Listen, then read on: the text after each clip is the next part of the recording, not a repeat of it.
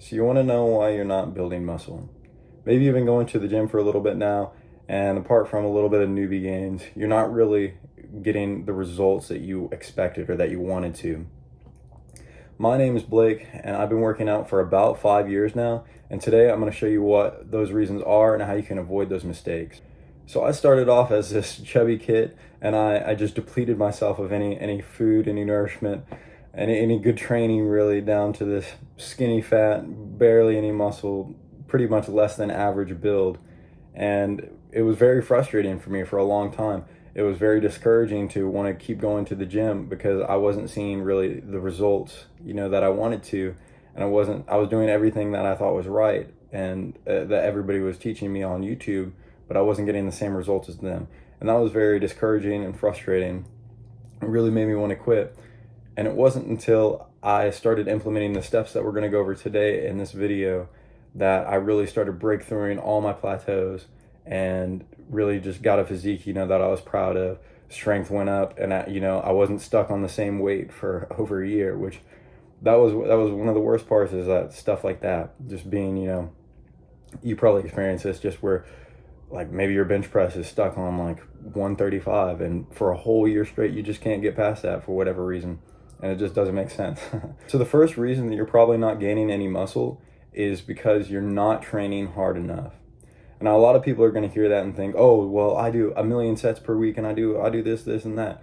And the first thing I want to mention is that the quality of your sets really matters. The intensity of your sets really matter, because you can do the guy that's doing 2 sets, but he's going all out. And this is our first tip, is take everything to failure. The guy that's doing 2 sets and is going all out in those sets to where he can't possibly do one more. He tries his best. He might get it halfway up on like a curl or something, and then it just goes right back down, can't get the full rep. Versus the guy that's doing 6 sets of like 10 or something with a weight that he can easily do like 20 on. It's gonna be wildly different, the results that they get. Now, I think I want to say this is like a mindset from like the Navy or something like that. Correct me if I'm wrong, but it's believed that once you feel like you can't do any more, once you feel like you're ready to quit, you're really only about 40% of what you can actually do. So this is a tip I want to give, is that your mind will quit before your body is actually ready to, before you're actually ready to. And it's kind of cliche, but it really is mind over matter. So in order to really break through these plateaus, you're going to need to take everything to failure. And that doesn't mean when your body feels like quitting. That means digging down deep and seeing how much you really have left in the tank, and really trying to push past your limits until you actually can't get any more.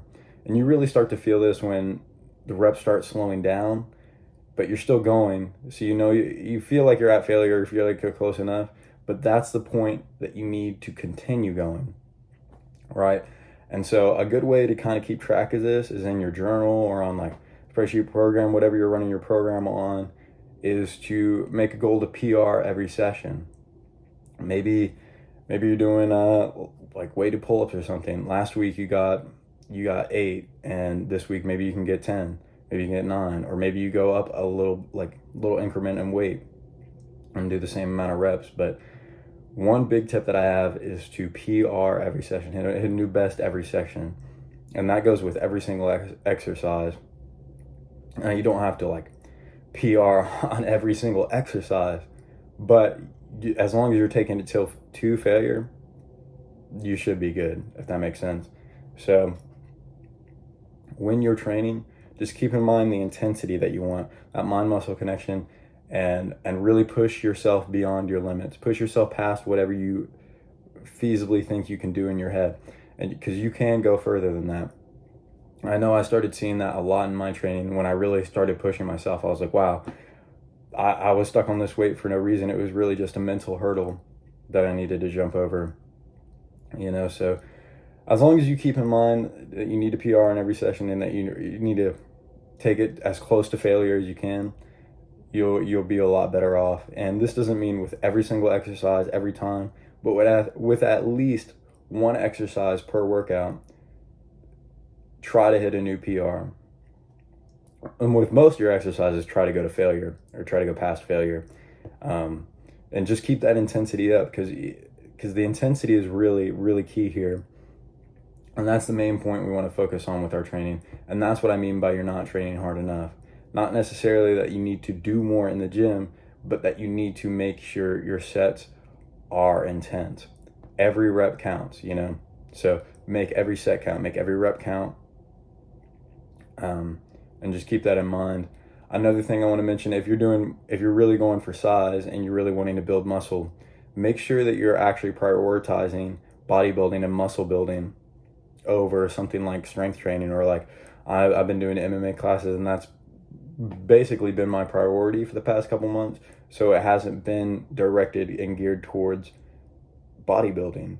But when I was starting out, a lot of it was more powerlifting style training, and I wasn't giving bodybuilding enough attention and wondering why I wasn't building muscle. So make sure your routine, your program is more centered around bodybuilding if building muscle is your goal right now. And to do that, if your goal is bodybuilding, I'd recommend personally around 15 to 20 sets per muscle group per week. So like you can divide that up in however many workouts you need to, but in 1 week per muscle group, you should hit 15 to 20 sets. That's what's worked for me so far. And to wrap this point up, let's just keep some key reminders in here. We want to make sure our intensity is on point and dialed in. Training till failure. Make sure we're getting in around 15 to 20 sets per muscle group per week. And try to PR every session. The 3 key points I want to keep from this part of the video. The next point I want to go over is our diet. Now, we've probably seen a lot of like memes and stuff like that of these bodybuilders going on these massive bulks of just like pure just junk food, absolute thousands of grams of sugar per day, just disgusting foods. But that doesn't work for guys like us. You probably already know this. I already know this. We just cannot do stuff like that. It is going to make our performance a lot shittier, and we're just not going to feel good while we do it. And we just end up getting fat. We don't really build any muscle off of that. And if you don't have the seed you don't have abs right now, the sad fact that we're going to have to get over in terms of our diet is that we are going to have to gain weight and gain fat. I think I've heard a lot of people talk about main gaining, and that can work, but I personally prefer to at least actually bulk up a little bit, at the very least, just a little bit. The reality is that when you do this, you're going to have to gain a little bit of fat. You're going to be gaining weight, and it's not all going to be muscle. But it's worth it, and the reason it's worth it is because we're not going to be doing this with the shitty foods. We're not going to be doing this with donuts and ice cream and stuff like that, pizza. We're going to be bulking up with clean foods. And this is going to be the next point, is that in our diet, we want to have micronutrient dense foods. My personal diet is loosely based on the vertical diet. I stick to a lot of food groups that they recommend, and that's shown in that, and that's worked really well for me. All the foods that they recommend are very micronutrient dense, protein packed. You're just hitting all your micronutrients, and it makes me feel good. Performance is really good. Hormones are really good. And this comes with a few little lifestyle things too, like walking after your meals, etc. But you want to make sure that your diet is on point and that it's still healthy foods, right? You don't want to bulk up with just junk food, really. Yeah, it may sound fun and stuff, but then you really are just going to gain fat. You're going to gain a lot more fat than muscle, and it's not going to be worth it for you. And then you're just going to spend all that time for nothing. So when you finally cut down, you're still going to be fat. You're still going to be skinny fat. You're not going to have as much muscle as you should. And that's what I was doing for a long time. And you saw the picture that I put up in the beginning. That's what kind of physique it creates. It's just basically dog shit, to be honest with you. And realistically, bulking should be hard. Like, it should not be an exciting thing to bulk, or it should not be easy, is what I really should be saying, because we're going to be doing this with healthy foods. So whatever your normal diet is, whenever you start feeling full, you just eat a little bit more of those same foods, assuming that it's a clean diet. So really, I cannot stress this enough. You're just eating clean. I mean, yeah, obviously the occasional cheat meal is not going to kill you. But I don't really like that mindset, because that's basically, that's accepting cheating and then just reinforcing a bad habit in your mind. So I really just think you should stick to a clean diet and just be eating more clean, healthy foods that are good for you and going to improve your performance. And then bulking's going to go a lot better. You're not going to gain as much fat, in my opinion, and you're going to gain a lot more muscle. And overall, it's just going to improve your physique and strength levels far better than if you were to just do the typical bro bodybuilder bulk of like junk food and 1,000 grams of sugar per day. So 3 things that I want you to remember from this point is that you're going to have to gain weight and fat, so just accept that. You need to be eating micronutrient dense foods for your bulk, and not just the 1,000 grams of sugar, 1,000,000 grams of sugar per day that the bros will recommend you. And that bulking should be hard. It shouldn't be something that's super easy for you.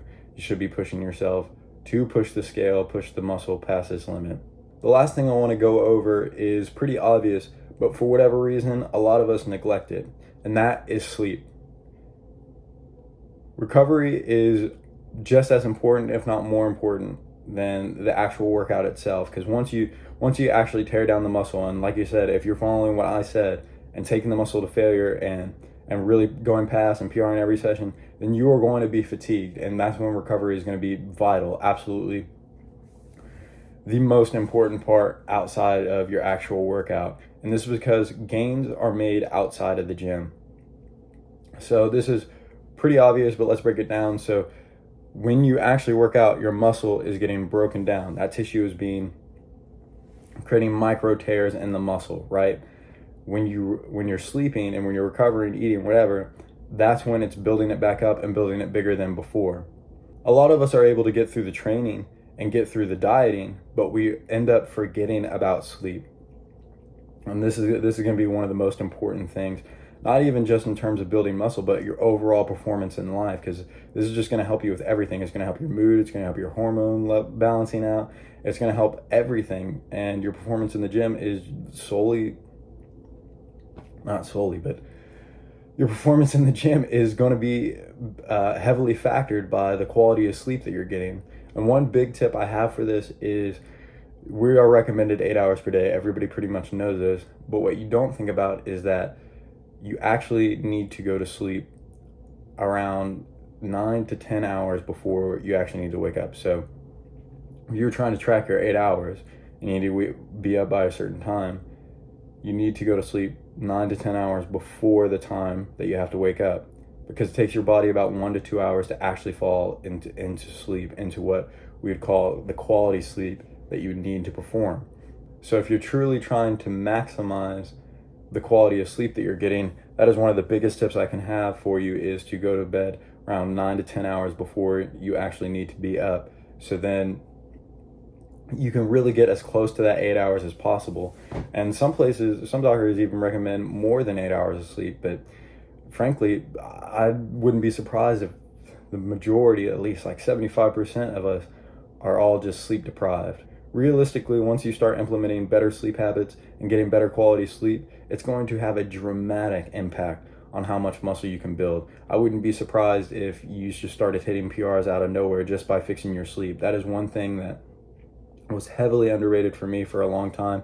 And once I fixed it, I was shattering through PRs and just absolutely building just insane amounts of muscle. Recovering was just great and fantastic. So some things to keep in mind from this point is that gains are made outside of the gym. You want to get to bed and around like 9 to 10 hours before you have to actually wake up, and just overall just focus on getting better quality sleep, right? Everything that we went over today is going to dramatically increase how much muscle you're able to build, how well you perform in the gym. And I think it's just really going to improve all aspects of your fitness and health. And if you're tired of feeling like you have a shitty physique and want to achieve the aesthetic body, check the link in the description and book a free one-on-one call to discuss my coaching package. And remember, be better than you were yesterday.